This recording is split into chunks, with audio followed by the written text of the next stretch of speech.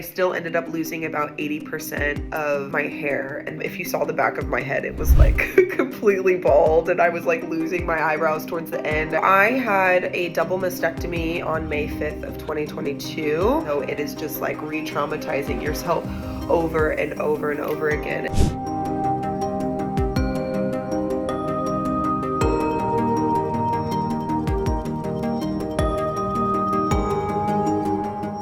Hi, my name's Amanda Butler, and I am 34 years old. Back in September of 2022, I was diagnosed with stage 2 breast cancer, triple positive. I found a lump in the summer of 2022, and I didn't really think much about it just because breast cancer doesn't run in my family. I barely know anyone who has breast cancer, and I was literally the healthiest person I knew. I was hyper vigilant about everything that was being put into my body. I was seeing doctors all the time, and so when I was diagnosed with breast cancer, I was just like, what? Who? Me? Like, it came as a complete shock for sure. I started treatment November 29th of 2022. I did MRI, and then I did a biopsy in my lymph nodes, and they found out that it actually had become invasive and it had spread to my lymph nodes. So I went from not having to do chemo and only having to do surgery to having to do chemotherapy, surgery, and then I later had to do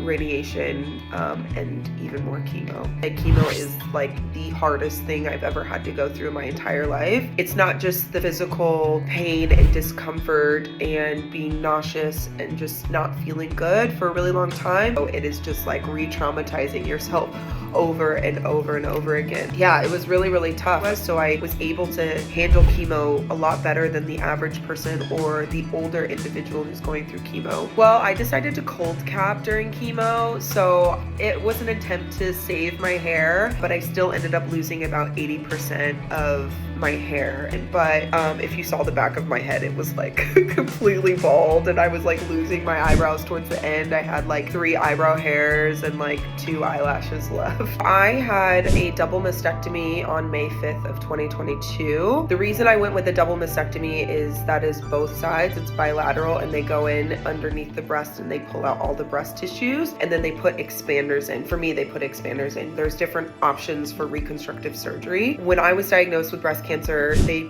do genetic testing, and so I came back positive for BRCA2 gene mutation, meaning it makes you more susceptible to breast and ovarian cancer. So the best way to combat that and to prevent your cancer from coming back is to be more aggressive with your treatment approach. Being diagnosed with cancer at a young age at the beginning is just like, okay, like what is this? Why is this happening? And I really try to shift that narrative to like, what is this trying to teach me? Because I always try to be positive and I'm always trying to see the lessons and everything, but it's been a lot more impactful than I thought it would be.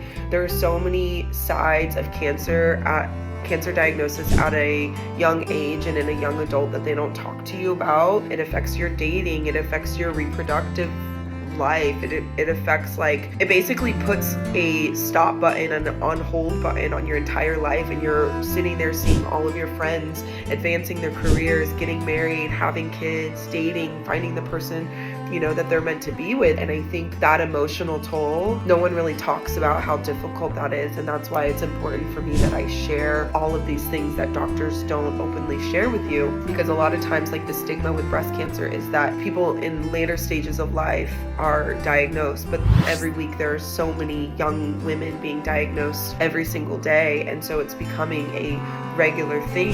When I do find a partner and it is time for me to have a child, I will go through IVF. Some people are lucky to still be able to have children naturally, but because I have that BRCA2 gene mutation, I do want to ensure that I'm not passing that down to my child. Going into the dating world after cancer is something that no one teaches you how to do, and you just have to navigate on your own. And that's why I've shared so much online about it, because I was like, no one's talking about this. When you are in medical menopause, you experience vaginal dryness, you experience low libido, and someone that's 32, 33, 34, or even in their younger 20s who are either dating or in a relationship, or even if you're older and you're in medical menopause, like, it really affects that side of your life that doctors don't tell you like straight up out of the bat when you're diagnosed, that like, hey, your sex life and your dating life and your reality that you know is going to be severely impacted. I've always been someone that's like really good at evolving and becoming stronger and standing in my power, and so I just use all of those tools to help me get through treatment.